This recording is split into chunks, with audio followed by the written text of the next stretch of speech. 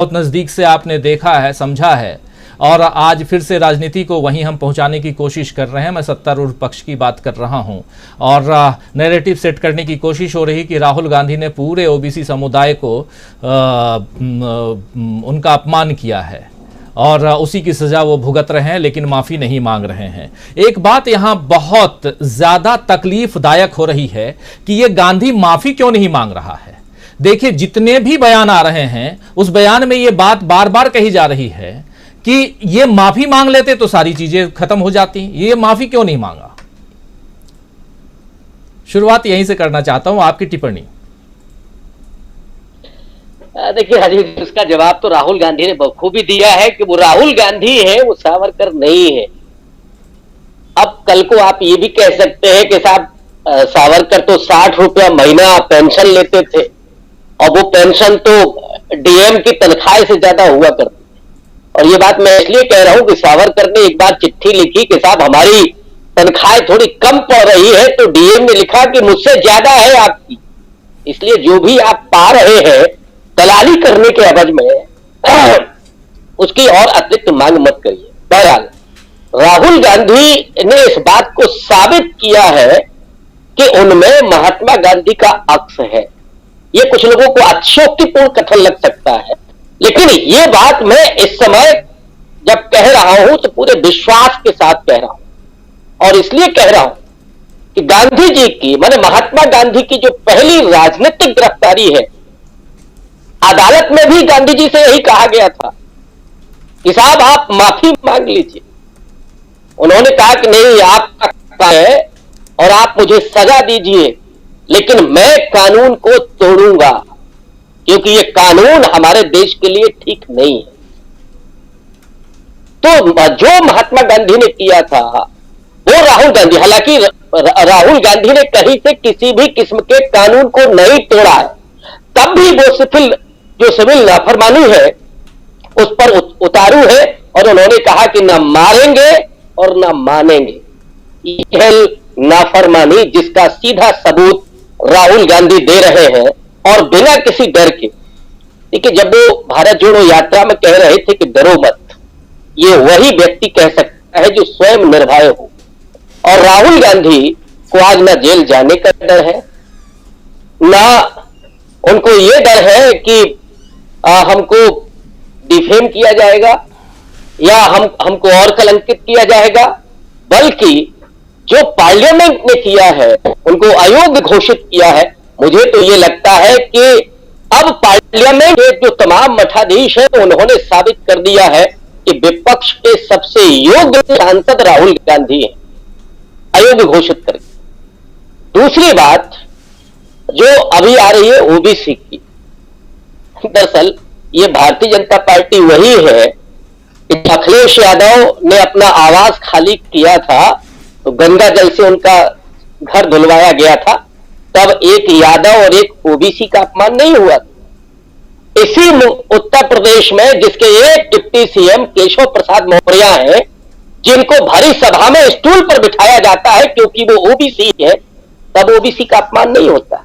इसी उत्तर प्रदेश में जब 69,000 ओबीसी भर्तियां होती है, इसमें ओबीसी को आरक्षण नहीं दिया जाता है, तब उसका अपमान नहीं होता है। इसी उत्तर प्रदेश में जब, या पूरे देश में जब ओबीसी के आरक्षण को खत्म किया जा रहा है, जब उसको एनएफएस किया जा रहा है, जब विश्वविद्यालय में एक भी प्रोफेसर की सीट नहीं होती थी, अब तो थोड़ी आ गई है। आप देख लीजिए, जहां जहां रिजर्वेशन नहीं है वहां ओबीसी को कितना मिला हुआ है, कितने कुलपति ओबीसी है या कितने प्रोफेसर ओबीसी है, ये नहीं है। हाँ, कुछ मुखौटे आपने पाल रखे जिनको दिखा करके, ये कैबिनेट में हमने कितने मंत्री बनाए हैं, हमारे यहां कितने विधायक और सांसद चुन करके आए हैं, लेकिन नीति के नाम पर ओबीसी का कोई मुद्दा इनके पास नहीं है।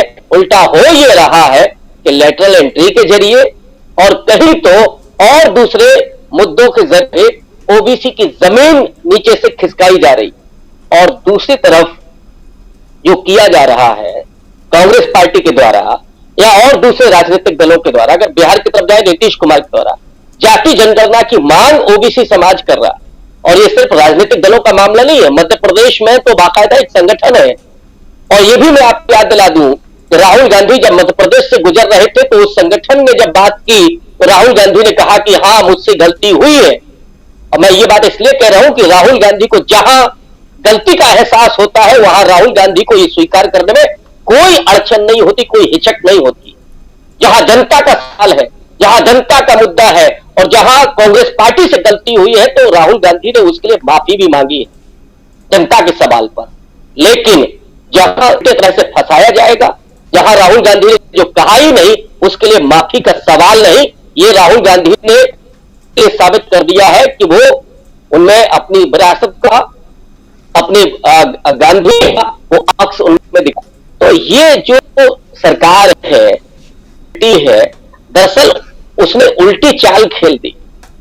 अब राहुल गांधी कर है इस समय, और मैं जहां बैठा हूं मैंने कई लोगों से, साधारण लोगों से भी बात की है जो सिंपैथी राहुल गांधी के प्रति बन है।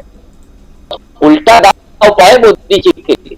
लोग कह रहे हैं ऐसा क्या है, राहुल इतनी मेहनत की इस देश के लिए और राहुल गांधी की सदस्यता है, राहुल गांधी पड़ गए हैं और ईमानदारी से बात कर रहे हैं, जाने से भी नहीं डर रहे हैं। क्या मतलब इस सरकार को तकलीफ है।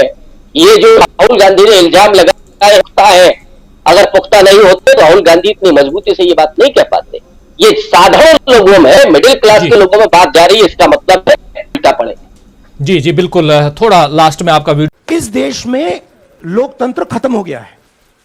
इस देश के लोग जो इनके दिल में है, हमारे दिल में है, बोल नहीं सकते हैं। इस देश के इंस्टीट्यूशन पर आक्रमण हो रहा है और उस आक्रमण का मैकेनिज्म क्या है?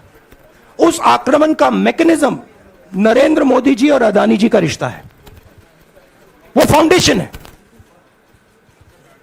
मैं नरेंद्र मोदी जी पर सवाल नहीं पूछ रहा हूं, मैं अदानी जी पर सवाल पूछ रहा हूं। बीजेपी अदानी जी को क्यों प्रोटेक्ट कर रही है? आप नरेंद्र मोदी जी को प्रोटेक्ट कीजिए। मैं अदानी जी पे पूछ रहा हूं, आप अदानी जी को क्यों प्रोटेक्ट कर रहे हो? आप इसलिए अदानी जी को प्रोटेक्ट कर रहे हो क्योंकि आप ही अदानी हो। मैंने कहा, पार्लियामेंट हाउस में कहा कि भैया मुझे बोलने दीजिए ना, एक बार तो बोलने दीजिए।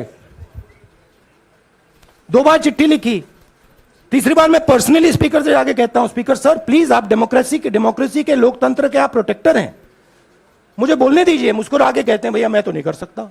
आप नहीं कर सकते तो कौन कर सकता है? शायद मुझे जाके मोदी जी से पूछना पड़े, वो तो करने नहीं देंगे। हमारे चैनल से जुड़े रहने के लिए YouTube पर टाइप करें DB लाइव, सब्सक्राइब बटन को क्लिक करें और बेल आइकन को दबाना ना भूलें ताकि खबरें आप तक पहुंचती रहें। देखते रहिए DB लाइव, क्योंकि यहां हैं खबरें लगातार।